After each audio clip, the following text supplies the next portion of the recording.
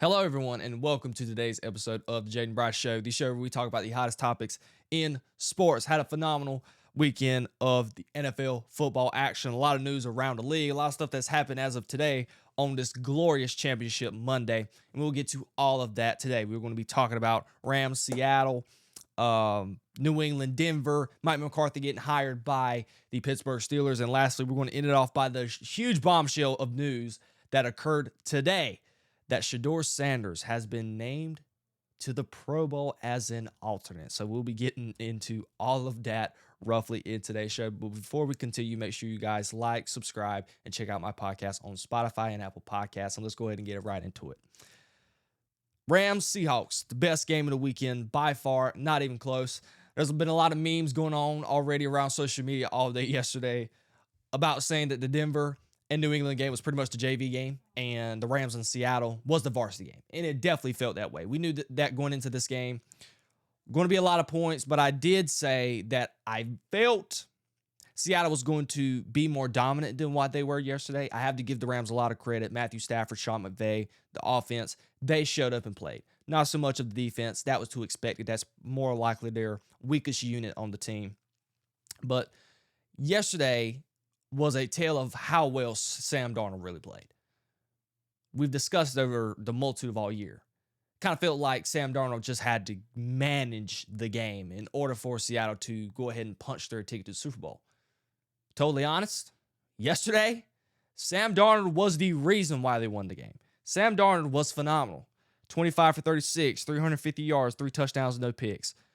Had a passer rating of 127, did not put the ball in harm's way. If I counted correctly just watching the game, I probably saw one bad errant throw. But outside of that, he was on time. He took the sacks when he needed to. And no unnecessary bad plays. Sam Darnold was not a game manager yesterday. He was phenomenal. He was part of the reason why they won the game. Because the defense didn't play as well as I would have predicted. But the idea that Sam Darnold, out of his draft class, and the draft class with Baker Mayfield, Lamar, and Josh Allen, he is going to be the first one to go to the Super Bowl in that class.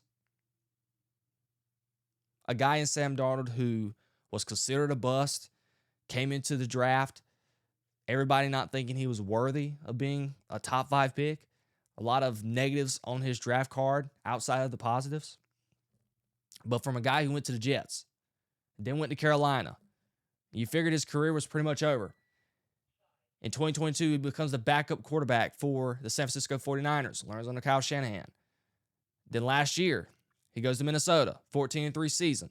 And then we know what happened in an 8-day span, back-to-back games where in the Week 18 game, when he needed the win in order to get the number 1 seed, he did not play well. And in the wild card game, he did not play well. He turned pumpkin. So all eyes were on Sam Darnold going into this game, going into this playoff. And everyone was pretty much saying Seattle has a team, but they do not trust Sam Darnold. And Sam Darnold answered the call and he delivered. He is such an easy person to root for, given his story, the personality. Not many people say bad things about Sam Darnold. It's just absolutely just mesmerizing to see this story unfold for Sam Darnold. To go from a guy who we kind of felt like, I mean, not being mean or anything, felt like a guy who's fixing to get ready and have his LinkedIn profile ready after his stint in New York. The whole league had given up on him. But now this man's getting ready to play in the Super Bowl. Just absolutely phenomenal. And as far as the Rams, I've not seen many people talk about it, but I kind of want to criticize Sean McVay in just this one point. I wasn't a big fan of going for it on 4th and 4 there towards the end of the game. You're down 4 scores. If you get a field goal, if it was 4th and 1, 4th and 2, I probably would have been more comfortable. I probably would have even been more comfortable with 4th and 4 if you would have taken that time out to kind of get yourself established and get the team together and call a good play. But the whole operation felt rushed. At one point, I was, the camera wasn't even at the line of scrimmage, and I was sitting here thinking, are they just fixing to call timeout and go for it on 4th down? No. Last second, with 5 seconds left on the clock, they just randomly rushed to the line of scrimmage to get the play off, and they snap it, and everything's covered. Witherspoon makes a great play, and that was the end of the ball game. So I really felt like that Sean McVay did not manage that part of the game well. And something else that Sean McVay did not manage really well is special teams. Special teams has been the story for this team all season. That is the reason why, roughly back in December, they fired their special teams coach. And in this game, the special teams come back to bite them. I can't really say it's the reason why they lost the game, because we saw the big call with Tariq Woolen getting the sportsmanlike conduct call on 4th and 12. The Rams get a fresh set of downs, and they get a touchdown off of it to Puka Nacua. So I can't really say that going for it on that 4th down play really screwed them. But, well, not on 4th down, but getting the muff punt really screwed them. But that was a huge play. You're giving the Rams field position inside the red zone off of a muff punt. So that was absolutely abysmal. It's another reason why just the Rams, and we got to criticize Sean McVay. He did not have all phases of his ball club buttoned up this season. There's been many a coaches that has been on record saying that when you go into the playoffs, everything has to be running smoothly. All phases of the game, from offense to defense to special teams. That was not the Rams. Their offense under Sean McVay, obviously, buttoned up week in, week out. The worst performance that I can recall in the last 5-6 weeks was the Carolina Panthers game and maybe even the Atlanta game. But outside of that, they've shown up. Defense has been sporadic here or there. But the one unit that has been horrific all season was the special teams unit. But we got to give credit to Matthew Stafford, honestly. His stat line the past couple games against the Seattle Seahawks has been insane in a losing outcome. Stafford was 22 for 35, almost 400 yards, 3 touchdowns, no picks, passer rating of 127. Him and Sam Darnold pretty much had the same identical stat line. I never felt at any point in this game that Matt Stafford was the reason why the Rams lost. I never felt that from an offensive standpoint. Puka Nacua was amazing. He's fantastic. He's going to be the highest paid wide receiver this year in the offseason. I do not see a situation where that is any different. Devontae Adams, 0-5 in the NFC Championship game now. Really feel for the guy. Seems like he cannot get over the hump any way, form, or fashion. I didn't even realize he's been to 4 NFC Championships under the Green Bay Packers. And then with the one time he's went to the LA Rams, first time on the LA Rams, and he goes to the NFC Championship game again, and he still cannot get over the hump. He was a little emotional following that game, and I feel sorry for him as well. But the Rams special teams, pretty abysmal all year. And I felt like the Seattle Seahawks were the better team going in. That's the reason why I was smashing -2.5 for Seattle. I really thought they were going to win this game. But I got to give credit to the Rams. They put up a fight. And from Seattle's standpoint, especially that final drive, made the plays they needed to make to put out the Los Angeles Rams. Cooper Kupp making the big play, big catch. Sam Darnold making the big throws. Kenneth Walker running the ball very, very well and efficient. The Rams, without any doubt, are going to be the winners of the Super Bowl because of the team that we're fixing to discuss next in the New England Patriots. But this team, Seattle, they've been the best team in the NFC all year. I've said that since November. I really felt like they were the cream of the crop because of the defense. But it wasn't necessarily the story in this game. It was kind of the opposite of what I've been saying all year. The defense didn't play as expected, but I thought Sam Darnold was going to be the game manager. And it turns out that Sam Darnold was the ultimate reason why the Seattle Seahawks are going to their 4th Super Bowl appearance in franchise history. And we are going to be having a Patriots-Seahawks Super Bowl. So that's going to be pretty interesting. Now, that lets us go ahead and get in transition into our very next game. The JV game, so to speak. There's not really much to take away from this game. This game was just a very boring game. Very boring game. Felt like somebody just had to come out with a win. 10-7 ball game. The weather got absolutely horrific in the second half. There was only 3 points scored, if I remember correctly, in the second half. I may be 100% wrong. I'm not 100% sure. Let me check here.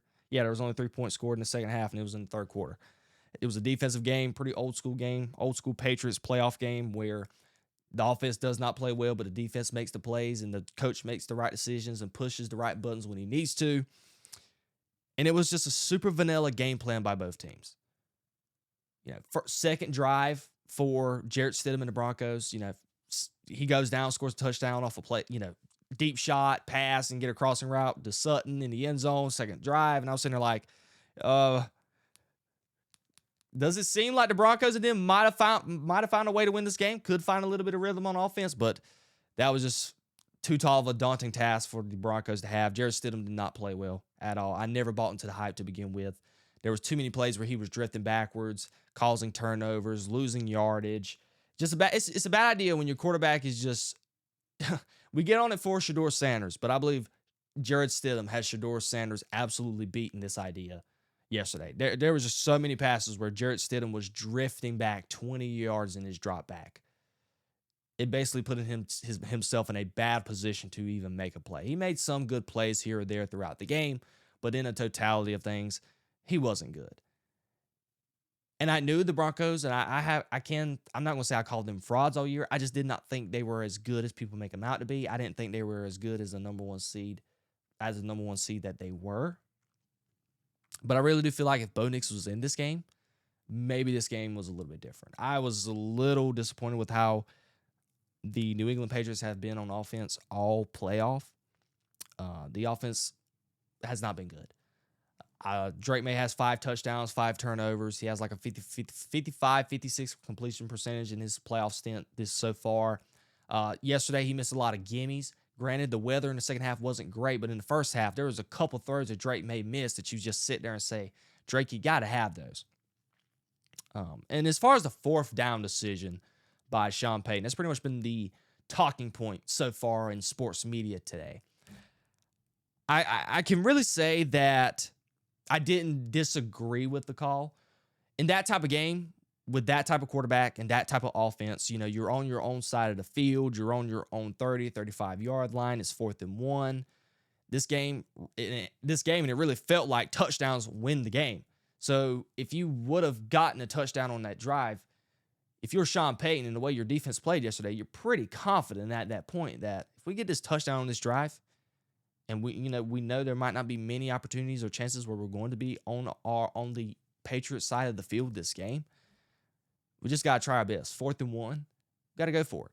Didn't love the play call, but I love the idea. It just felt like at that point in game, touchdown, you feel really comfortable. Granted, the argument for a lot of people has been, even if you kick the field goal, it's still a 2-point game. But I saw where Sean Payton was coming from, and I really cannot truly criticize him for going for it on 4th down. Granted, I know you didn't have Bo Nix, and you kind of got to read the room as a head coach and understand that you don't have your number one quarterback back there. You have your backup in Jarrett Stidham, who hasn't played a snap of football in 2 years. So the likelihood of you picking up a 4th down and the likelihood of you even playing efficient offense all day was pretty unlikely. So I see it from that standpoint. But if you're Sean Payton, you believe in your players, you established that throughout the season and definitely wanted to do that going into this game. You never wanted to leave any doubt in your player's head. Like, coach, why are we not going for it on 4th and 1? We would go for it during any other time. Just because we got a backup quarterback don't mean we shouldn't still go for it on 4th and 1. So I believe that's what Sean Payton was trying to say, and the type of mindset and the psychological component he was adding to that standpoint of the situation. So I can't really kill it from that front. But New England, the buttholes are back. There's other words that people has used for them, but I'm not going to say that. Family-friendly show. But the Patriots back in the Super Bowl after a quick rebuild. Pretty phenomenal. You move on from Bill Belichick and Tom Brady back in. Well, Tom Brady departs in 2020. You get rid of Bill Belichick 2 years ago. You draft the quarterback and a coach in this time span, and you quickly move up off of them, and you draft another quarterback and a new head coach. And in their first year together, they go to the Super Bowl. And granted, they've had a really, really, really easy path to the Super Bowl. You had the easiest schedule in the NFL. You face a Chargers team who was abysmal on offense, didn't have 2 of their starting tackles. You faced a Texans team with a quarterback in C.J. Stroud who pretty much just forgot how to play football this postseason. But you went up against a phenomenal defense again. And in this game, you go up against the number 1 seed without their starting quarterback. So in a lot of people's eyes, and even in my eyes, you kind of deem that as, yeah, they got a stimulus package to the Super Bowl. But we got to give credit where credit is due. They faced two of the best defenses, two of the top three defenses, I thought, in this playoff this year, in the Texans and the Chargers. Those were phenomenal. So that's part of the reason why I've been a little underwhelmed with what I saw from the Patriots offense this season. Heck, even the Broncos, you could say, was one of the top three, top five defenses in the playoffs. So they had a gauntlet of good defenses in their playoff stint. But from an offensive standpoint, Drake Maye didn't wow me. This is probably one of the more underwhelming quarterback statistical performances that we've seen from recent quarterbacks to go to the Super Bowl. With the stats that Drake Maye has, it really just reminds you of one of those quarterbacks back in the day who was just a relative game manager. But Drake Maye and Mike Vrabel is going to the Super Bowl. Now, there's been a lot of talks about already on ESPN today about them being the new dynasty with Belichick and Brady. I'm not buying into all that because I do not think they're winning the Super Bowl. I'm definitely hammering the Seattle Seahawks. I think the line right now is 4.5, 2.5. I can't quite remember. Not a lot, but I definitely do see them losing the Super Bowl. But if they win the Super Bowl, they shouldn't. The NFL should look out because it's super scary to think that the New England Patriots, if they win the Super Bowl, could be on the cusp of a new dynasty because we know the head coach is great. You have the quarterback, and this is a team that everybody has talked about, and even me has said this. This is an incomplete team. This is an incomplete roster. The offense, you feel like they need skill position players. They need wide receivers. Defensively, they could use a couple players. They could use a linebacker. They could use a safety, a corner opposite of Gonzalez. Well, I wouldn't say that much of a corner, but you'd think they could use like another edge rusher. But under Mike Vrabel and his leadership, the New England Patriots are the AFC champions, and they are going to be representing the AFC in the Super Bowl. Pretty interesting times. Congratulations to them. Congratulations to Robert Kraft. Got to tip the cap off to him. It's truly remarkable what he's been able to do for this Patriots franchise. And he is, if Jerry Jones can get a gold jacket, Robert Kraft, without a shadow of a doubt, should be getting a gold jacket real soon for the things that he's done for the New England Patriots, winning 6 Super Bowls. And not many franchises. I'm not a historian. Granted, I'm only 21 years old. But it would be hard for me to find many franchises who go on to be as successful as they were for 20 years. And within 5 years, and even, 7 years since they last won the Super Bowl, they're able to pivot head coaches, your best player of all time in Tom Brady, one of the best coaches of all time, and Bill Belichick. You pivot off them. And in the span of 7 years, you're back in the Super Bowl again with a new regime. Just absolutely phenomenal stuff that has been going on in New England. Now let's go ahead and get pivoting away from the storylines from yesterday's games, championship weekend. Mike McCarthy. Bombshell news. Mike McCarthy was officially hired to be the head coach, I think Friday or Saturday. Can't quite remember from the top of my head. But he was officially hired as the head coach to be the new head coach for the Pittsburgh Steelers. And my first reaction when I saw this, I was extremely floored and underwhelmed.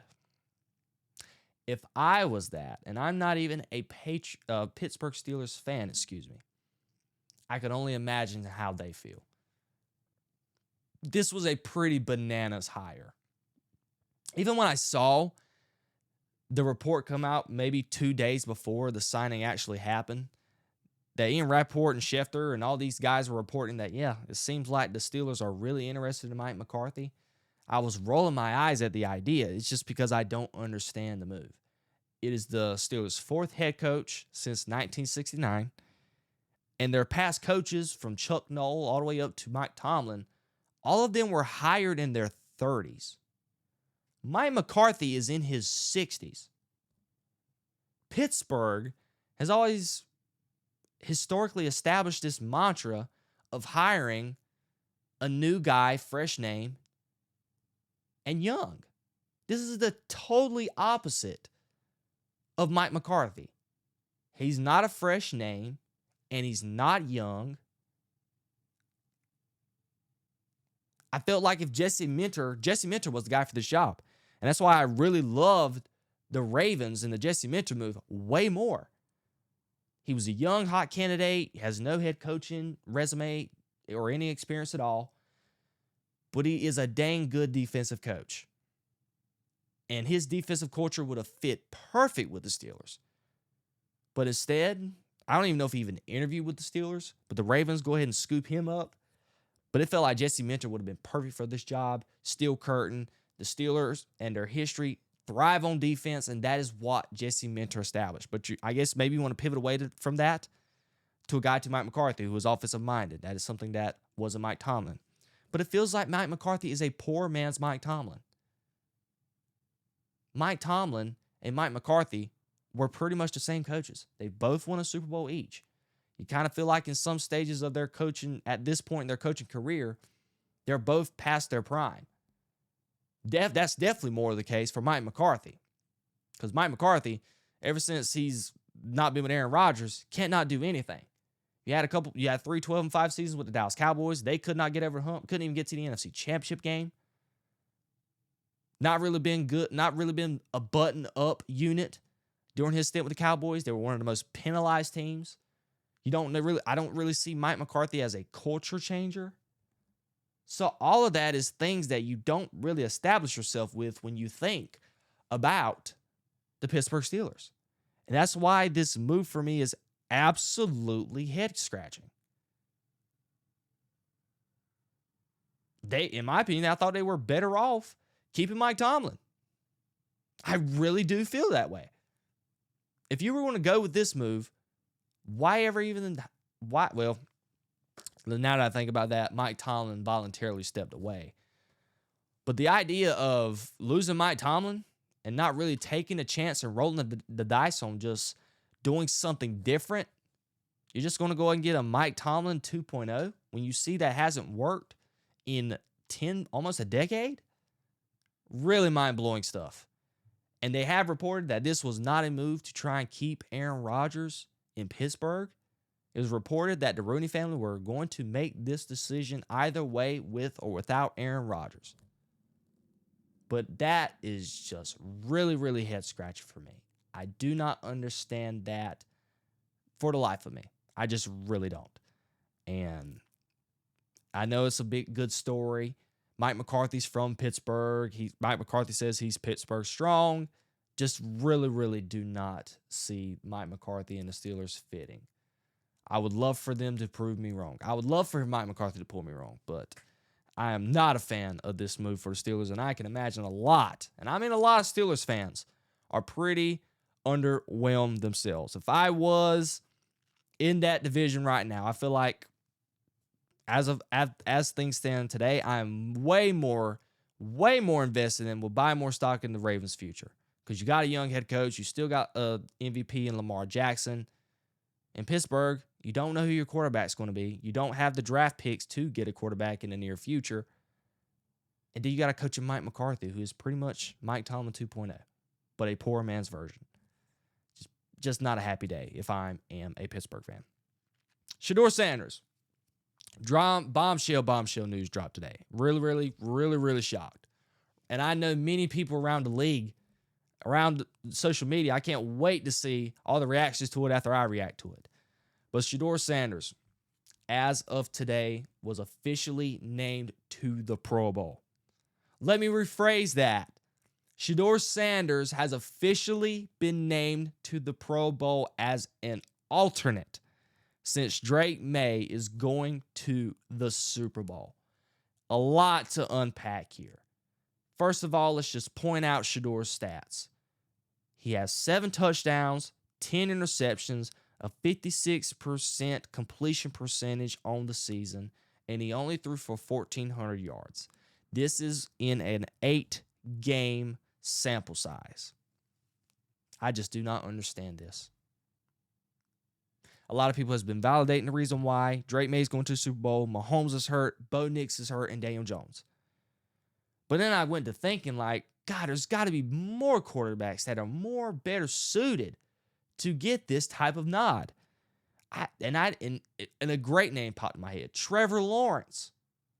Trevor Lawrence has finished, to my imagination, not even imagination, but to my knowledge, if I remember correctly, after seeing the finalists for all the awards for the regular season awards for MVP, Trevor Lawrence is a finalist for the MVP.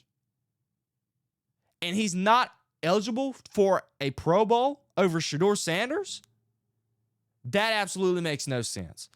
CJ Stroud, granted, didn't have a great year, but we can all agree that CJ Stroud had a better year than Shedeur Sanders.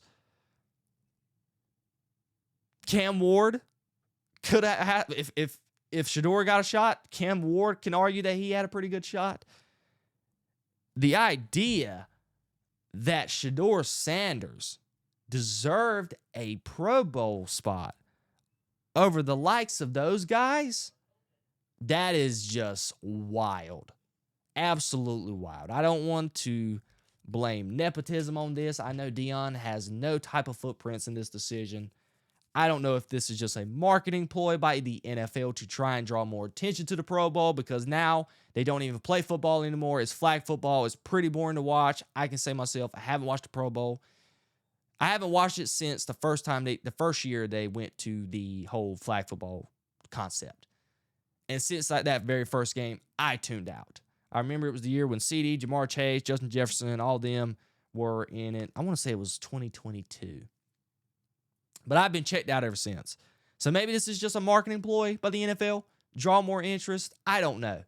But the idea that a guy in Trevor Lawrence, who is a finalist for the MVP, is not even getting a shot at being in the Pro Bowl.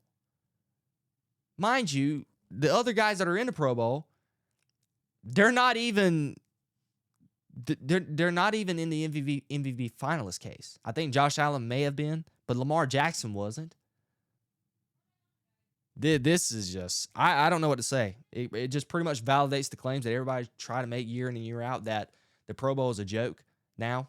I mean, you don't even play tackle football anymore. You have all these games that they play that are not even remotely close or as good as they used to be back in the day. Just really, really mind-boggling decision by the NFL. Really, really mind-boggling. And I know that playoff Pro Bowl votes go into consideration. But come on, where is the logic? Where's the ethics? The idea that a guy, and I just even thought of Trevor Lawrence because that's the only guy who we need to bring up right now. Who even cares about Cam Ward and CJ Stroud and everyone else? Like the idea that Trevor Lawrence, who's had a phenomenal season, MVP candidate by the NFL, is not in the Pro Bowl. And a guy who had one of the worst passer ratings this year and didn't even have more touchdown passes than he did interceptions. Granted, a lot of that is not to do with him. A couple of those interceptions had to do with wide receivers.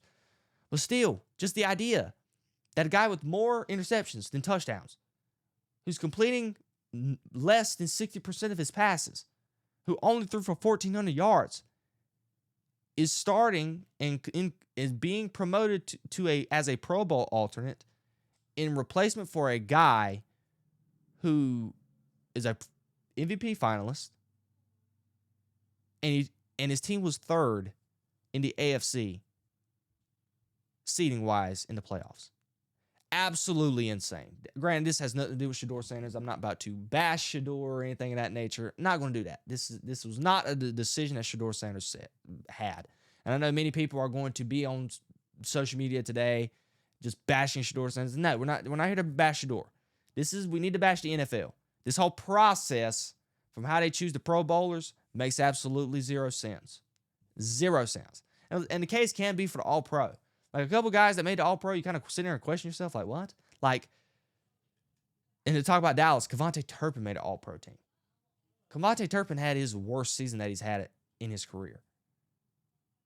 A lot of this does go on reputation. I get it. But it's mind-boggling to me. Super, super mind-boggling. And wild, wild things. I don't really have much else to say about that. I felt like Cam Ward should have had more consideration. Definitely Trevor Lawrence, Stroud. There were just more people more equipped, far better equipped to get that nod rather than Shedeur Sanders. So I cannot wait to see all the discourse surrounding that in the coming days. But we have reached the end of today's show. Quick and easy. I will be with you all in the next couple of days to discuss some other topics, preview the matchup with the Super Bowl, and some other things that are happening around the world of the NFL leading up to the Pro Bowl events this weekend. Thank you all for listening. Hope you enjoy, and I'll see you all on the next one. Take it easy.